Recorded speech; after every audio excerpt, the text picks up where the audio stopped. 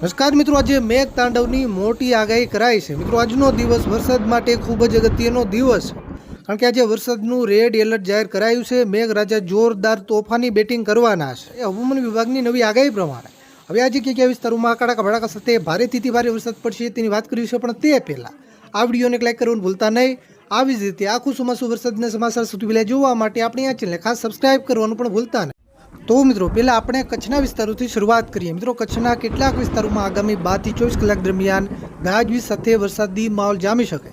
કચ્છના વિસ્તારોની વાત કરીએ તો કચ્છમાં ખાસ કરીને જે ઉત્તર ગુજરાતને લાગુ વિસ્તારો છે, રાપર અને ભચાઉના છૂટાછવાયા વિસ્તારોમાં સામાન્ય ઝાપટાથી લઈને હળવો વરસાદ, કોઈ એવા ટૂંકા વિસ્તારો હોય ત્યાં હળવાથી મધ્યમ સુધીનો વરસાદ પણ પડી શકે। મિત્રો, સૌરાષ્ટ્રમાં આગામી 12 કલાક દરમિયાન ખાસ કરીને અમરેલી, બોટાદ, ભાવનગર, રાજકોટ, જૂનાગઢ અને ગીર સોમનાથ જિલ્લાના કેટલાક વિસ્તારોમાં મધ્યમથી ભારે વરસાદ પડી શકે। આગાહી પ્રમાણે આ વિસ્તારોમાં યલો એલર્ટ જાહેર કરાયું છે, એટલે કે આ વિસ્તારોના છૂટાછવાયા વિસ્તારોમાં મધ્યમથી ભારે વરસાદ પડવાની શક્યતા છે।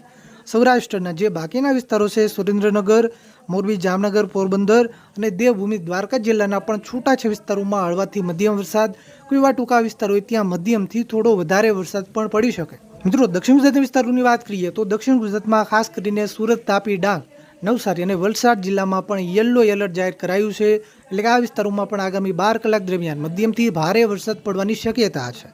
મધ્ય પૂર્વ ગુજરાતમાં આગાહી પ્રમાણે અમદાવાદ, આણંદ, ખેડા, પંચમહાલ, દાહોદ, છોટાઉદેપુર અને વડોદરા જિલ્લાના છૂટાછવાયા વિસ્તારોમાં હળવો વરસાદ, કોઈ એવા ટૂંકા વિસ્તારો હોય ત્યાં મધ્યમ સુધીનો વરસાદ, તો એકલ દોકલ ટૂંકા વિસ્તારોમાં ધોધમાર વરસાદ પણ પડી શકે। મિત્રો, ઉત્તર ગુજરાતના વિસ્તારોની વાત કરીએ તો ઉત્તર ગુજરાતના વિસ્તારોમાં વરસાદી માહોલ હજુ પણ આગામી 48 કલાક દરમિયાન, એટલે કે 2 દિવસ સુધી યથાવત રહેશે।